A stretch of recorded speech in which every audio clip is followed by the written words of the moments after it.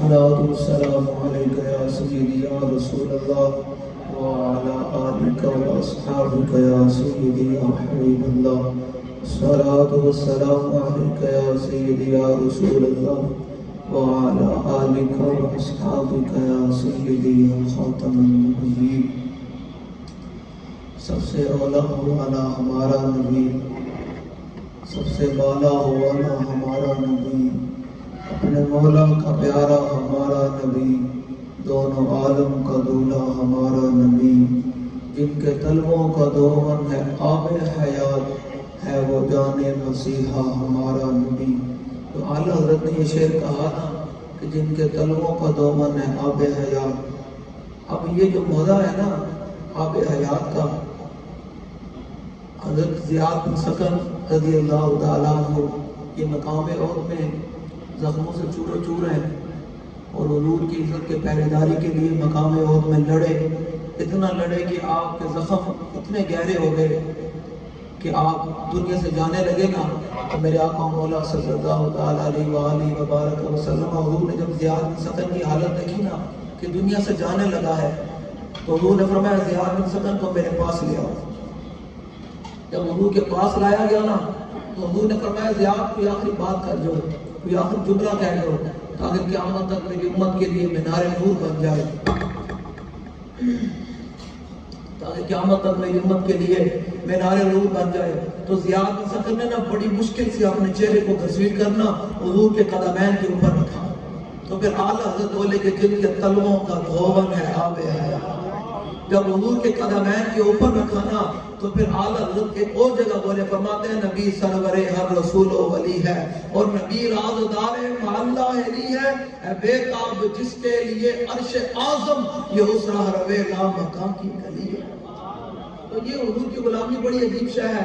ایک بال کے نا زاں کے میں لگ رہا حیات. ہم کوئی اور بات نہیں کریں گے. مجھے انہوں نے کہا جی بس 15 منٹ ہیں تو میں نے 15 منٹ میں آپ حضور کی غلامی کی بات کرنی ہے. آپ نے اپنے سینے کو کھول کر بیٹھنا ہے. بندہ دلیری تھا ہمیں دوستی نے بھی حضور نہ محبت ہو گئی. اس کے بغیر بندے کی دلیری کوئی نہیں ہے. بات کرتے ہیں زاں کے میں لگ رہا حیات اب عشق اس اور برگ و ساز کائنات اور عشق اس بات کرتے ہیں امت مسلمہ اگر ایسے کر کے جی سکتی ہے نا تو وہ حضور کے ساتھ انواع محبت کر کے جی سکتی ہے. تو اقبال قلندر لاہوری آج جو مسلمانوں کی حالت ظاہر ہے، کیونکہ جب تک کشمیر سے لے کر بیت المقدس تک مسلمانوں پر ظلم ہوگا اس وقت الحمدللہ جو بابا جی نے ہمیں نظریہ دیا ہے اور جو لبیک والے ہیں حضور کے غلام، وہ تب تک میلاد کا فضائل بیان نہیں کریں گے بلکہ جہاد کے فضائل بیان کریں گے. اور جب بیت المقدس آزاد ہو جائے گا اس کے بعد لبیک والے میلاد کے فضائل بیان کریں گے. ہم تب تک حضور کی تلوار کی بات کریں گے. جب ہم اتنا سا اسرائیل پوری دنیا پر حملے کر رہا ہو اور یہ کہہ رہا ہو کہ میں نے دوبارہ حملہ کرنا ہے، تو کاش کہ کوئی صلاح الدین ایوبی کا غلام ہوتا، کوئی خالد بن ولید کا غلام ہوتا جو جواب دینے والا ہوتا. آج مسلمانوں کے اندر تلوار کی بات کرنا جو ہے نا وہ ایک دہشت گردی بن گئی. مولوی صاحب آپ بڑے امتحان پسند ہیں. میں نے کہا یہ پتا جب میرے آقا مولا غزوہ احد میں کھڑے ہیں، سامنے 3000 کا لشکر کھڑا ہے اور اسلحے کے ساتھ لیس کھڑا ہوا ہے اور منافق لوگ کہتے ہیں یہ بھی کلمہ پڑھتے ہیں، یہ بھی کلمہ پڑھتے ہیں، یہ بھی کلمہ پڑھتے ہیں. اور میں کہا جلیا کلمے والی گل کوئی نہیں. ایتھو حضور نے تو تک بندہ نہیں بندہ مومن بنتا ہی کوئی.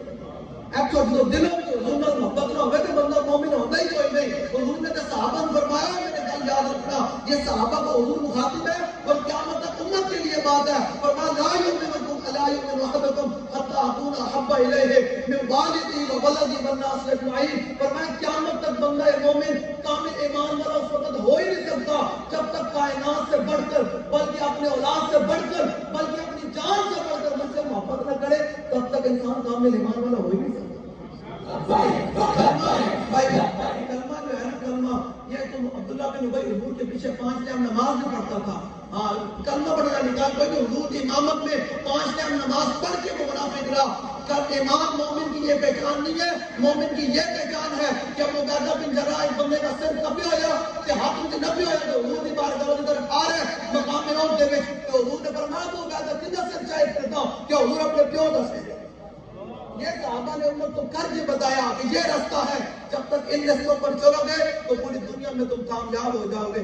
جب اس رستے سے ہٹو گے تو پھر ہر طرف تمہیں مار پڑے گی, ہر طرف تم ذلیل ہو گے. تو اقبال کہتا ہے شبیہ پیش خدا بگریستم مسلمان آنے چلا ہزارن دو خارن. اقبال کہتا ہے میں ایک رات اللہ کی بارگاہ میں بڑا رویا کہ اللہ جدھر دیکھو مسلمانوں کو مارا جا رہا ہے, جدھر دیکھو مسلمان ذبح ہو رہے ہیں. حالانکہ یہ 305 تھے تو 700 کو لمبا ڈال کر رکھ دیا, یہ 700 تھے تو 3000 کے لشکر کو کاٹ کر رکھ دیا, یہ 36,000 تھے جنگ یرموک کے اندر 6 لاکھ رومیوں کو کاٹ کر رکھ دیا. ایک کربلا میں 72 تھے تو سب کچھ لٹا کر بھی کہا یا اللہ تو اگر راضی ہے تو حسین ابن علی بھی راضی ہے, تو گردن کوئی نہیں جھکائی.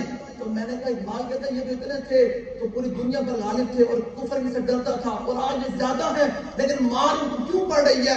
تو اقبال قلندر تھا, ظاہری بات ہے وہ حضور کی امت کا عاشق و صادق تھا, حضور کا فناف رسول تھا, حضور سے اپنے ماں محبت کرتا تھا. تو اقبال نے رویا جب اس وقت مسلمانوں کی حالت زار دیکھی. تو اقبال کہتا ہے ایک رات حجرے میں بیٹھ کر بڑا ہی رویا کہ اللہ کی بارگاہ میں یا اللہ مسلمان کیوں ذلیل ہیں, تعداد میں بھی زیادہ ہیں, عربوں کے پاس کیا نہیں ہے. عربوں نے بولنا جناب لیٹرین نہیں آپ نے جناب سونے کے بنا چھٹے, عربوں کے پاس کیا کچھ نہیں ہے, اور ایٹم بم ہمارے پاس ہے. ہم اتنا اسرائیل کو دھمکی بھی نہیں لگا سکے. جب اسرائیل نے فلسطین کے اندر غزہ کے اندر وہ پرچے پھینکے تھے یہودیوں نے کہ یہ غزہ خالی کر دیا جائے, تو کوئی صلاح الدین ایوبی کا غلام ہوتا اور کہتا تم نے کیا غزہ خالی کرانا ہے, ہم تم سے فلسطین خالی کرانے کے لیے آ رہے ہیں.